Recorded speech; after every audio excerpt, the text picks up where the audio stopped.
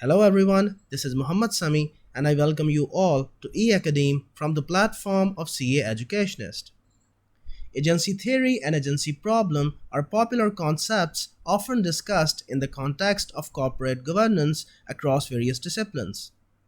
These concepts attempt to explain the relationship between the owners and the managers of a business corporation and the conflicts that exist between them. Before discussing these concepts, let us understand the concept of agency. An agency is a relationship in which one person, that is the principal, authorizes another person, that is the agent, to act on his behalf. In other words, the agent represents the principal in his day-to-day matters since the principal hires the agent to perform a service on his behalf.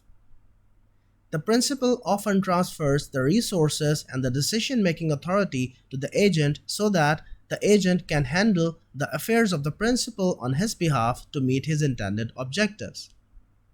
Accordingly, the principal is financially liable and legally responsible for the actions of the agent or the contractual agreements entered into by him in accordance with the authority given to him.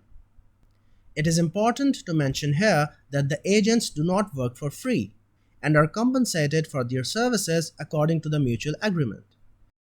Now, if we discuss in the context of a business organization, people who own a business are often different from the people who manage that business. Owners are the principals of the business, whereas the company executives and the management staff are collectively the agents.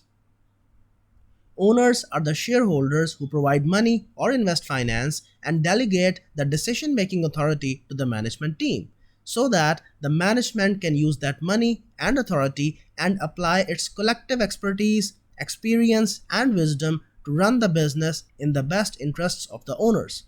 That is, maximization of owners' wealth or profit maximization. Corporate executives and the management are paid contractual salaries for these services.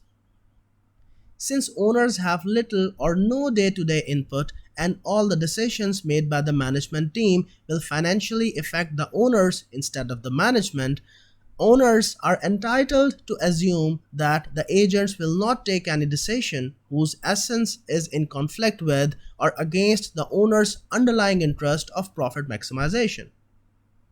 Owners have the right to assume this on the grounds of morality, due care, competence, good conduct, and legality. But that does not happen practically. In reality, a conflict arises between the goals of the owners and that of the management, which is called the principal-agent problem or agency problem or agency conflict. For example, it is normal that the management might be interested in investing in a risky project that creates a positive impact on short-term profitability and earns them increments and bonuses for achieving annual profit target but contributes to a reduction of shareholders' wealth in the long run. Let us take an example to understand the conflict. Management of a company planned to introduce a product at reduced selling price by using a medium quality material instead of a premium quality material as an input.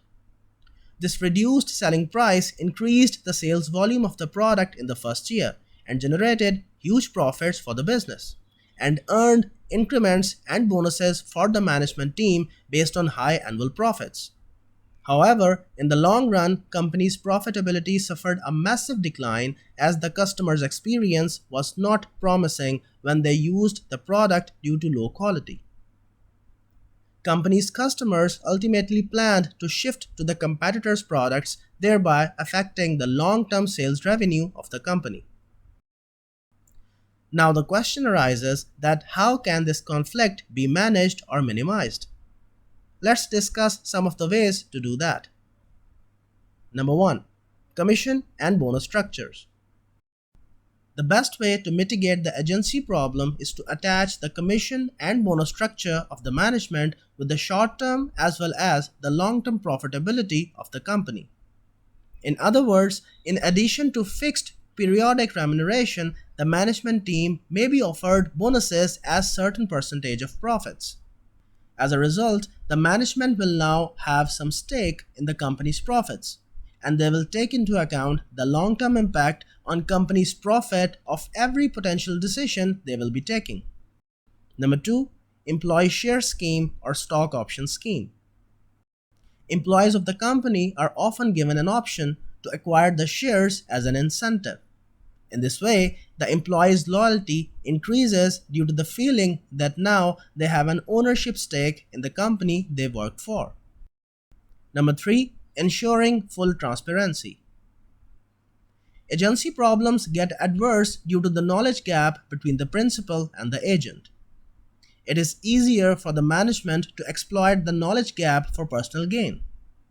Practicing full transparency can help close the knowledge gap and prevent the agency problem from emerging.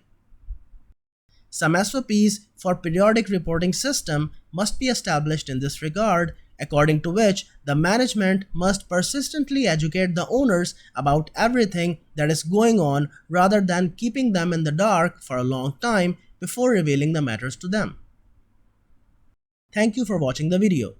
For more videos, keep watching the series of eAcademe from the platform of CA Educationist by Samie. For any queries, you may WhatsApp or email at the given contact details.